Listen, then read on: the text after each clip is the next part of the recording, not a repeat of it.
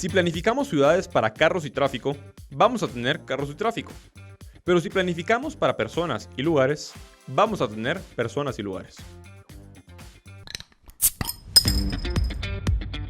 Bienvenidos a Fuera de Contexto, un podcast fuera del contexto de la rutina, de lo cotidiano, para ponernos en contexto del acontecer político del país.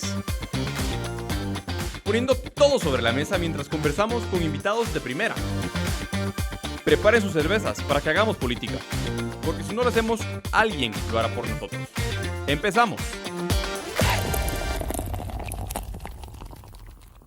Bienvenidos a esta edición de Fuera de Contexto. Para mí, José Fernando Orellana Ver, es un gusto acompañarlos un jueves más. Hoy para hablar un tema, pues tal vez, ahí sí, fuera de contexto, como dice nuestro nombre. Hemos venido hablando con abogados, con politólogos, con sociólogos, pero pues uno diría un tema, un podcast de política, un tema en el que analizamos el acontecer político semanal o mensual o trimestral, no importa, en un podcast en el que analizamos el acontecer político, ¿qué tiene que ver hablar temas de urbanismo? Pues resulta que el urbanismo está íntimamente ligado con las políticas públicas en todos los países y pues tiene que ver con nuestro día a día. Los planes de ordenamiento territorial, creo yo que nadie se salva de escuchar qué son los planes de ordenamiento territorial. Y si no saben, pues por lo menos de una u otra forma lo hemos escuchado. Así que, pues para hablar de algunos temas relacionados con esto y con la pandemia, hoy nos acompaña un amigo muy especial, Rudy Pineda Vélez. Rudy, bienvenido a Fuera de Contexto. Muchísimas gracias, José Fernando, por tenerme en este podcast y felicidades por este nuevo proyecto. Rudy es arquitecto, es experto en temas de urbanismo, trabaja en Estudio Urbano, un grupo desarrollador de proyectos como Ciudad Cayala. Y pues bueno, Rudy me recomendó hace unos 3-4 meses un libro que a mí me cambió la forma en la que pensaba de ciertos temas. Yo de por sí, con pues, mi mentalidad liberal, ya pues veía ciertas particularidades de la forma en la que se hacen políticas públicas para las ciudades con cierto escepticismo, pero este libro me terminó de cambiar completamente la noción. Cuando hablamos de ciudades, muchas veces lo primero que se nos viene a la mente es el skyline de una ciudad. Se nos viene a la mente los edificios. Pero no se nos viene, y esto fue de las lecciones principales de este libro, que se lo recomiendo mucho, se llama El triunfo de la ciudad, de Edward Glaeser. Me cambió la mentalidad a pensar, bueno, sí, los edificios están, pero realmente los que hacen las ciudades y los que han hecho las ciudades somos los hombres. Son los individuos que viven en ellas y se sirven de ellas para sus fines. En ese caso, Rudy, el caso de Guatemala es paradigmático. Yo para moverme de mi casa en Carretera Salvador para la ciudad de Guatemala me hago en tiempos de tráfico, y estos ya son tiempos de tráfico, otra vez después de 6 meses, me hago 1 hora y media para bajar 10 kilómetros. Un tramo de 10 kilómetros me hago 1 hora y media aproximadamente en las mañanas y 2 horas aproximadamente a las 6 de la tarde. En tiempos de pandemia, en tiempos de restricciones, yo me podía hacer esos mismos 10 kilómetros en horario de toque de queda en 15 minutos. Estas ciudades están hechas para el carro. Tú ves que no hay espacios, hay pocos espacios y cada vez más tal vez para peatones, para bicicletas, para scooters que se están haciendo tan populares. ¿De dónde viene esto, Rudy? ¿Cuáles son, no solo de dónde vienes, y cuáles son los problemas de que tengamos ciudades diseñadas para el carro? Porque para eso están diseñadas. Bueno, el origen de las ciudades para el carro empieza precisamente con la invención del automóvil y cómo este invento lo vino a cambiar la mentalidad o la imaginación de todos los arquitectos de principios del siglo pasado. En especial de este arquitecto que se llama Le Corbusier, que él fue uno de los primeros Star Architects. Fue reconocido a nivel mundial y logró vender sus ideas alrededor de todo el mundo, al nivel que aún hoy las seguimos implementando y todas las ciudades del mundo fueron cambiadas acorde a ese tipo de ideas. Guatemala no fue la excepción. Esto ocurre más o menos alrededor del año 1940, 1950, y con Guatemala se introducen estas ideas con un proyecto en específico, lo podemos marcar claramente, y es el centro cívico. Luego de Arbenz, de que Arbenz llegara al poder, se busca tener una especie de reforma en la ciudad para reavivar ese clamor de modernidad, de tenemos que hacer algo novedoso. Y surge la idea de hacer el nuevo centro cívico donde iba a estar el Poder Judicial, la municipalidad, finanzas y el crédito hipotecario. Están varios diseñadores de índole modernista, de pensamiento modernista. Le Corbusier, su pensamiento era sobre todo modernista, era un modernismo brutalista. Pero el actor principal de la política pública urbana fue nada más y nada menos que el ingeniero Aguilar Batres. Aguilar Batres, muchos piensan que su zonificación o el plano de zonificación que él hizo, que nosotros actualmente utilizamos zonas. Zona 1, zona 2, zona 3. Exacto, pero en el tiempo de Aguilar Batres, él no le decía zonas, él le decía cantones. ¿Ya? Era una zonificación cantonal. Entonces teníamos el cantón 1, cantón 2, cantón 3, y era una forma, es súper racional, de identificar las calles y avenidas dentro de la ciudad. Pero eso lo complementó él con su plano de zonificación. El plano de zonificación es por usos de suelos. Ahí ya empezás a tener una intervención en la economía de la urbe. Bajemos a la tierra el concepto de usos de suelos. ¿Qué significa eso? Significa que tenés una zona que se dedica a temas políticos, como por ejemplo la zona 1, por decirte algo, la zona 1, tenés una zona que se dedica a temas exclusivamente industriales y solo ahí están las fábricas, como la zona 12, por decirte algo, y tenés una zona para vivir. Eso fue precisamente lo que sucedió. La idea de zonificar la ciudad por usos nace después de los desastres o de la contaminación que se miraba en la revolución industrial. Entonces, muchas ciudades del mundo optaron por segregar estos dos tipos de uso, tener la industria de un lado y tener la vivienda de otro lado. Porque durante la época de la revolución industrial tenías demasiado smog que te contaminaba los pulmones y la gente no quería vivir cerca de eso. Conforme la tecnología fue avanzando, eso ya no fue necesario y ahora prácticamente hay ciudades como Houston, por ejemplo, que se tienen industrias dentro de áreas residenciales, que Houston es una de las ciudades más increíbles porque no tiene ningún tipo de zonificación. Ahí no influyó Le Corbusier con sus ideas. Aterrizándolo, en Guatemala se dividió en varias zonas y eso lo que terminó haciendo es incentivó la expansión horizontal de la urbe. Eso quiere decir que los nuevos desarrollos buscaban tierra más barata. Cuando uno genera estos usos, este cambio de uso de suelos, genera una especie de escasez artificial que aumenta el valor de la tierra. Entonces, los desarrolladores, para poder venderle productos más baratos a los ciudadanos, tienen que buscar tierras más alejadas del centro. ¿Qué sucede? Los siguientes desarrollos fueron Vistahermosa y Misco. Sobre todo Misco. Misco se empezó a llenar y fue uno de los primeros focos de segregación. Si tuviéramos una línea recta, por así decirlo, está el centro de la ciudad y después fue Vistahermosa y Misco. Fue la siguiente expansión en esa línea recta. Exacto. Y después, carretera Salvador.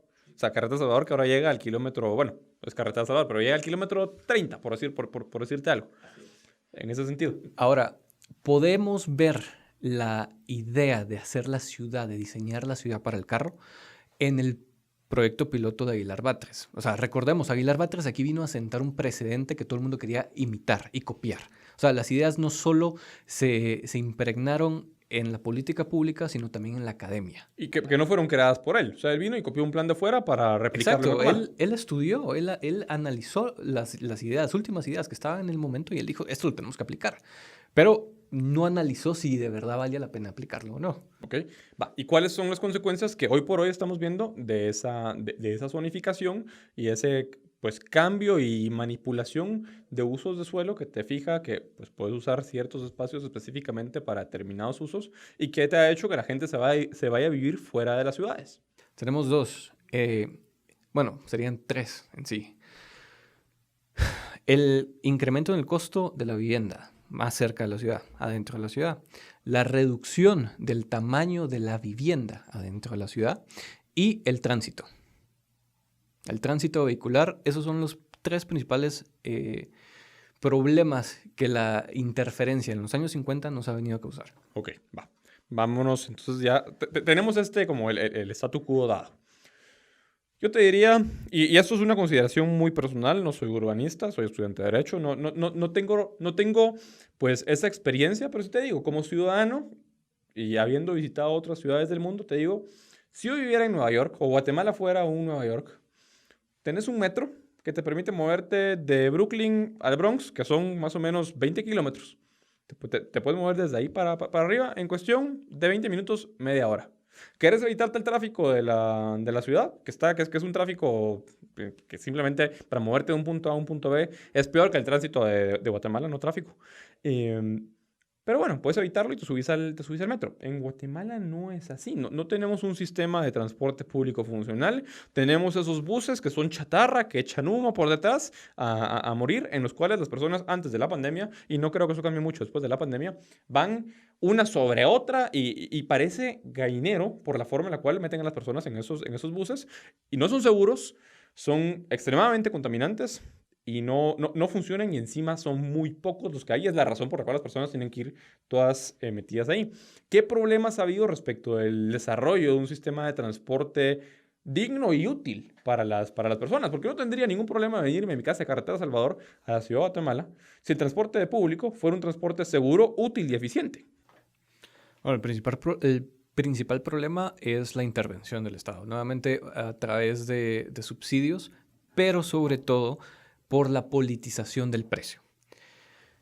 Empezaron a establecer precios máximos sobre cuánto iba a costar el pasaje con tal de ganarse el voto de la población, y ahora estamos viendo los problemas que eso nos ha generado. Y lo podemos ver más ahora en tiempo de pandemia con lo que están pidiendo los pilotos, con lo que está pidiendo la asociación de propietarios de autobuses urbanos, ACERUA.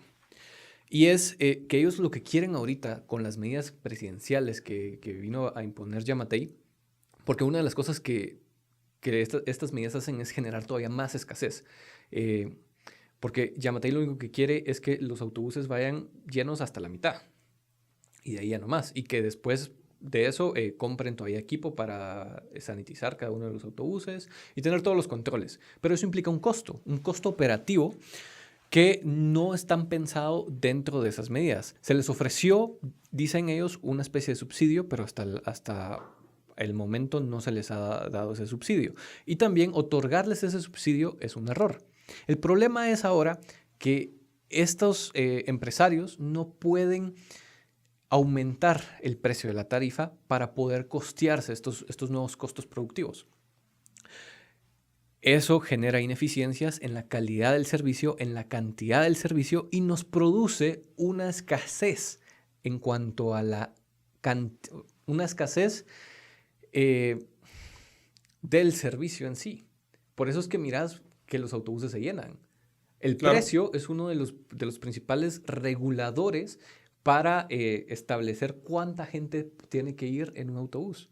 ¿Ya? ¿Y cuánta gente tiene que ir cómoda en un autobús? Entonces, ese control de precios que tiene el Estado es el que incentiva y ha causado el incentivo perverso para que los pilotos y dueños de autobuses, porque no solo responsabilidad de los pilotos, que muchas veces no son dueños de los autobuses, pues metan en el autobús cualquier cantidad de personas. Esto a pesar del subsidio. Que dicho sea de paso, pues este no es el tema principal del programa, pero tengo que desviarme a esto porque es una de las propuestas que ha planteado el gobierno. Lo que se ha planteado a mí me parece muy interesante porque es una especie de sistema de vouchers como el que plantea Milton Friedman, es subsidiar la demanda y no la oferta. Subsidiar, por ejemplo, decirle a las personas, miren, les voy a dar un carnet en el cual tienen, por decirte algo, esto me lo estoy inventando, 100 pesos a la semana para gastárselo en transporte público. O sea, que se quieran ir en un ruletero, en una moto, en un tuk-tuk o en una camioneta o en el Transmetro. ¿Qué pensás de eso? ¿Sería una alternativa viable? Tomando en consideración de que podemos estar en contra de los subsidios, pero los subsidios no van a desaparecer. No, eso es una alternativa viable, 100%. Es la forma en la cual se tienen que manejar los subsidios. Uno tiene que subsidiar la demanda y no la oferta. Porque de esa forma todavía mantenés el incentivo hacia el empresario de buscar proveer un mejor servicio. Mantenés el incentivo de la competencia entre diversos empresarios de generar un mejor servicio y obtener mayor clientela. En ese sentido, Rui, bueno, tenemos el problema del transporte público y es un problema que sí hay que solucionar y con mucho gusto podemos abordarlo en un futuro podcast.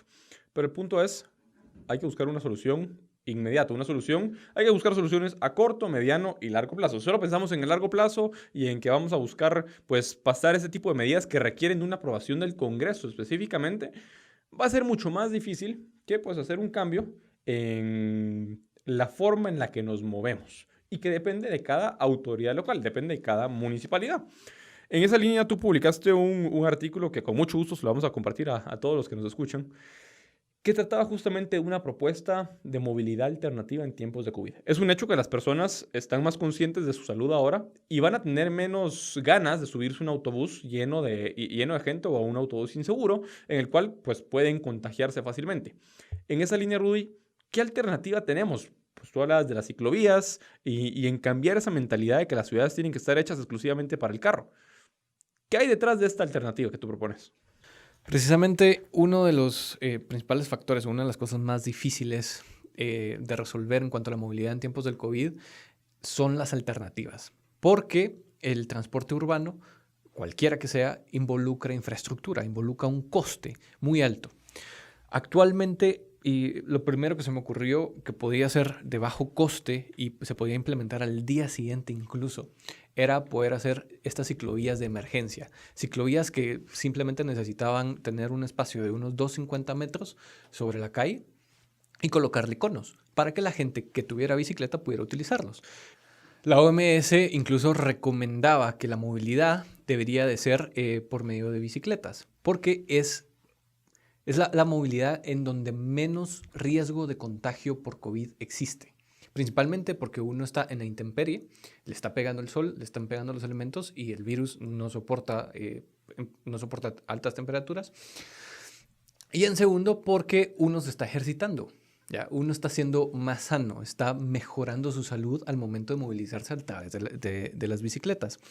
Entonces, una de las formas en las cuales se hubiera podido mitigar esa descompensación de esa escasez artificial que generaron las medidas que Yamatei propuso de limitar la cantidad de gente que podía estar en un autobús al 50%. Y que van a seguir generando. Y que van a seguir generando y que no van a respetar en ningún momento, que hasta el momento se mira que no se respetan, era redirigir la infraestructura para generar estas ciclovías y darles la oportunidad a las personas para poder movilizarse utilizando la bicicleta. Ahora, claro, yo enumeré varios puntos porque no fue el único que se percató de que esto podía ser una alternativa a la movilidad y una alternativa necesaria. Y ahí existen varias propuestas, pero muchas de las propuestas fallan en algunos respectos, como por ejemplo, lo primero que tenemos que considerar es en generar rutas paralelas, alternativas, no enfocarnos en destruir la movilidad existente del vehículo actualmente, porque entonces estaríamos destruyendo la capacidad que tenemos de movilizarnos, sino utilizar calles paralelas, por ejemplo, para tener rutas alternas en cuanto a la bicicleta. Tener rutas entre municipios, que no sea una alternativa que solo se centre dentro de los municipios, sino que conecten municipios, que a nosotros dentro de la ciudad nos serviría mucho, sobre todo con San José Pinula, Santa Catarina Pinula, Villanueva y Misco. Claro. Diseñar ciclovías para la movilidad urbana y no para el paseo. Podemos ver que la municipalidad ha estado haciendo muchas ciclovías que son para el paseo, como la que tenemos en la Reforma, la que tenemos en las Américas, que tienen diseños sinuosos en lugar de tener diseños rectos. Eso desincentiva también el uso de las mismas porque la gente siente pesado tener que estarse moviendo de forma sinuosa en una calle recta. Sí, y que no te conectan con nada. Tú puedes hablar con otras personas. Vos puedes empezar en el inicio de las Américas y terminar en la Reforma y tal vez llegar a inicios de la zona 4 en la ciclovía, pero luego se corta. Y el punto es, bueno, sí, muy bonito el paseo y lo que querrás, pero ¿de qué me sirve? Exacto. La otra es definir un carril exclusivo. Hemos estado viendo ahorita que las propuestas, la última que salió fue la de Neto Brand, solo muestran líneas pintadas en la calle. Y sobre la Roosevelt, eso va a ser un peligro total para el ciclista y la gente no va a querer utilizar ese tipo de ciclovías. Lo que se tiene que hacer es implementar o conos o volardos viales específicos para hacer esa delimitación y evitar que el vehículo se meta dentro de la ciclovía. Que ya ha estado pasando con la nueva ciclovía de la zona 1, que la han estado utilizando los carros como estacionamiento para hacer sus compras en los locales en los que está. Y eso, o sea, altera y daña la eficiencia de la ciclovía. Y una cosa que si hubiera podido hacer el gobierno con respecto a esto, a incentivarlo de una mejor manera, es otorgar o generar negocios de alquiler de bicicletas para que más personas pudieran utilizar o tener acceso a este tipo de servicio. Que las ves en otras partes del mundo. Rudy, tenemos que pasar a mi parte favorita, que son las preguntas fuera de contexto.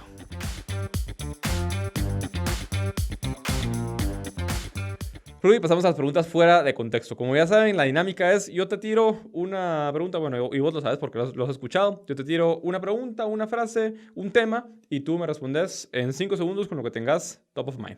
¿Listo? Plan de ordenamiento territorial. Es necesario derogarlo. Precios tope. No tienen que existir. Migración irregular.